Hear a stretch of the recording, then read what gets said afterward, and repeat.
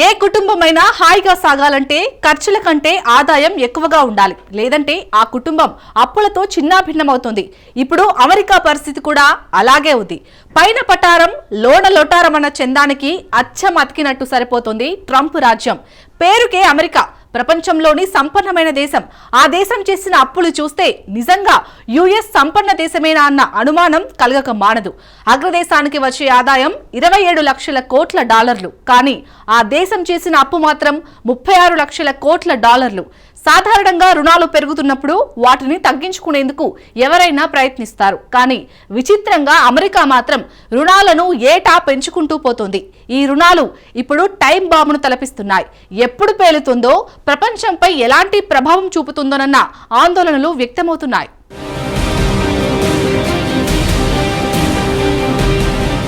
America పెద్దన్న దేశమా, పేదన్న దేశమా? సంపన్న దేశానికి రుణాల సంక్షోభం ఎందుకు? రుణ సంక్షోభంపై డొనాల్డ్ ట్రంప్ మాటేమిటి?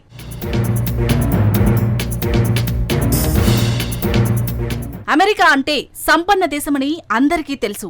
ఆ దేశంలో ఉంటే జీవితం హాయిగా గడపొచ్చని భావిస్తారు. అందుకే చాలా దేశాల ప్రజలు అమెరికాలో స్థిరపడేందుకు ఆరాటపడతారు. ఈ ట్రెండ్ ఎప్పుడో 1980లోనే మొదలైంది. ఆ తర్వాత సాఫ్ట్వేర్ బూమ్ రావడంతో అమెరికా కలలు తీవ్రమయ్యాయి. మావాడు అమెరికాలో ఉన్నాడు అని చాలా మంది గర్వంగా చెప్పుకునే స్థాయికి చేరింది. నిజానికి అమెరికా ఎంత సంపన్న దేశమో అంతగా రుణాల్లో కూరుకుపోయింది.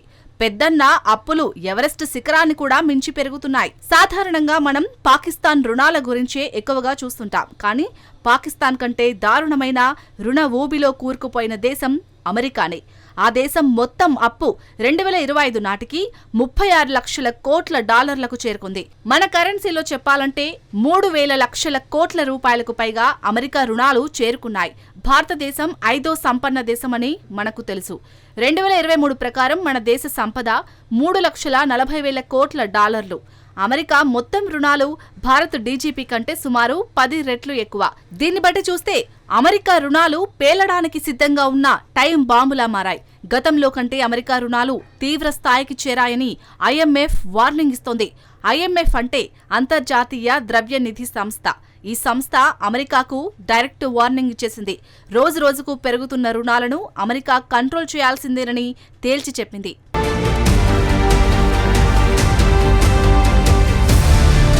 అమెరికాను హెచ్చరించింది గీతా గోపీనాథ్. ఆమె ఐఎంఎఫ్ డిప్యూటీ డైరెక్టర్. అమెరికాలోని క్లిష్ట పరిస్థితులు నెలకొన్న సమయంలో ఆమె ఈ వార్నింగ్స్ ఇచ్చింది. ఇటీవల రుణాల విషయంలో అమెరికా డౌన్ గ్రేడ్ను ఎదుర్కొంటోంది. రేటింగ్ ఏజెన్సీ మూడీ అమెరికా రుణాలపై రేటింగ్ను తగ్గించింది.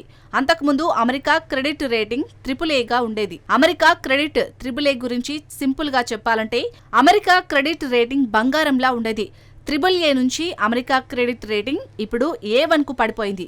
దీనికి కారణాలు ప్రభుత్వ రుణాలు అధికమవ్వడం, వడ్డీలు కుప్పలు తెప్పలుగా పెరిగిపోవడం, ఎలాంటి పరిమితులు లేకుండా ప్రభుత్వం నిధులను నీళ్లలా ఖర్చు పెట్టడం. దీంతో అమెరికా రుణాలు వేగంగా పెరుగుతున్నాయి. వాస్తవానికి రుణాలకు బ్రేకులు వేయాల్సింది పోయి అమెరికా యాక్సిలేటర్నే నొక్కుతోంది. అమెరికా అధ్యక్షుడు డొనాల్డ్ ట్రంప్ భారీగా ట్యాక్స్లను తగ్గించాలని భావిస్తున్నాడు. దీనికోసం 1000 పేజీలకు పైగా ఉన్న కొత్త బిల్లును డొనాల్డ్ ట్రంప్ ప్రతిపాదించాడు. దీన్ని one big beautiful bill act అంటారు. భారీగా ఇన్కమ్ ట్యాక్స్లను కోత విధిస్తూ ట్రంప్ ఈ బిల్లును రూపొందించాడు. పన్నులను భారీగా తగ్గిస్తే అమెరికా రుణాలు మరింత పెరుగుతాయని ఆర్థికవేత్తలు హెచ్చరిస్తున్నారు. అంటే ప్రభుత్వ ఆదాయానికి ట్రంప్ తీసుకొస్తున్న కొత్త బిల్లుతో గడిపడుతుంది. అమెరికా ఖజానాకు ఆదాయం పడిపోతుంది.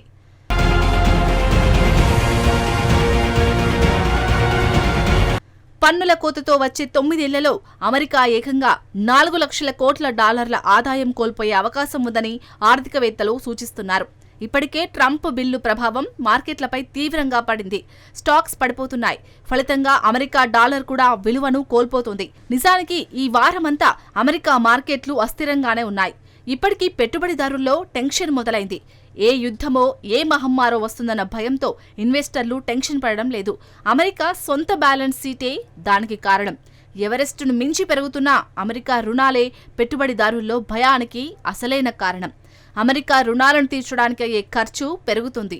వడ్డీ రేట్లు అధికమైతే చెల్లింపులు భారంగా మారతాయి. ప్రస్తుతం వడ్డీలను చెల్లించడానికే అమెరికా భారీగా రుణాలను తీసుకుంటుంది. ఏ ఆర్థిక వ్యవస్థ అయినా ఇలాంటి పరిస్థితి ప్రమాదకరమని ప్రత్యేకంగా చెప్పాల్సిన అవసరం లేదేమో. అమెరికా రుణాలు గతంలో కంటే మరీ దారుణంగా మారుతున్నాయని బిలియనీర్ పెట్టుబడిదారుడు రే డాలియో లాంటి కొందరు నిపుణులు విశ్లేషిస్తున్నారు. 2008లో అమెరికా ఆర్థిక మాంద్యాన్ని ముందే హెచ్చరించిన వారిలో డాలియో ఒకరు. పెరుగుతున్న అమెరికా రుణాలపై అదే డాలియో ఇప్పుడు ఆందోళన వ్యక్తం చేస్తున్నాడు. క్రెడిట్ రేటింగ్స్ అనేవి కేవలం స్టోరీలోని ఒక పార్ట్ను మాత్రమే చూపుతున్నాయని డాలియో వివరిస్తున్నాడు.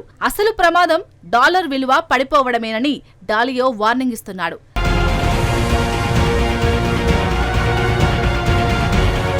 డాలర్ విలువ 2025లో పతనం దారుణంగా మొదలైంది. గత 5 నెలల్లో డాలర్ విలువ ఏకంగా 7% పడిపోయింది. ఒకవేళ ఇదే ట్రెండ్ కొనసాగితే మాత్రం ఇన్వెస్టర్లు మరిన్ని నష్టాలను ఎదుర్కోవాల్సి వస్తుంది. ప్రత్యేకించి ఎవరైతే అమెరికా బాండ్లను కొనుగోలు చేసి ఉంటారో వారికి భారీ నష్టాలు తప్పవు. డాలర్ విలువ కోల్పోతే ఇన్వెస్టర్లకు లాభాలు తగ్గిపోతాయి. అయితే ఇప్పుడు రుణ సంక్షోభాన్ని ఎదుర్కొంటున్నది అగ్రదేశం ఆ ఒక్కటే కాదు, చాలా దేశాల్లోనూ రుణాల సంక్షోభం తీవ్రమవుతుంది. ఏప్రిల్లోనే గ్లోబల్ రుణాలపై IMF రెడ్ సిగ్నల్స్ ఇచ్చింది. అంతర్జాతీయంగా రుణాలు ప్రమాదకరంగా పెరుగుతున్నట్టు IMF వెల్లడించింది. ప్రజలు అప్పులు తీసుకోవడం పెరిగిందని IMF వివరిస్తోంది. ఈ ట్రెండ్ కొనసాగితే 2030 నాటికి ప్రపంచ రుణాలు వచ్చే ప్రపంచ ఆదాయం కంటే ఎక్కువ అవుతాయని ఆందోళన వ్యక్తం చేసింది. ప్రపంచాన్ని ఓ కుదుపు కుదిపిన 2008 నాటి ఆర్థిక మాంద్యం సమయంలో కంటే దారుణంగా రుణాలు పెరుగుతున్నట్టు IMF అంచనా వేస్తోంది. సో ప్రపంచ దేశాలు సంస్కరణలు చేపట్టి రుణాలను తగ్గించుకోవాలని IMF సూచిస్తోంది. ఆదాయాన్ని మించి రుణాలు తీసుకుంటే ప్రమాదం తప్పదని IMF చీఫ్ క్రిస్టలినా జార్జియేవా తేల్చి చెప్పారు. ఇప్పుడే మేల్కొని చర్యలు తీసుకుంటే సంక్షోభంలో చిక్కుకోకుండా ఉండొచ్చని జార్జియేవా వివరించారు. అసలు ఏ దేశాలు ఇప్పుడు దారుణమైన రుణ సంక్షోభంలో చిక్కుకున్నాయి?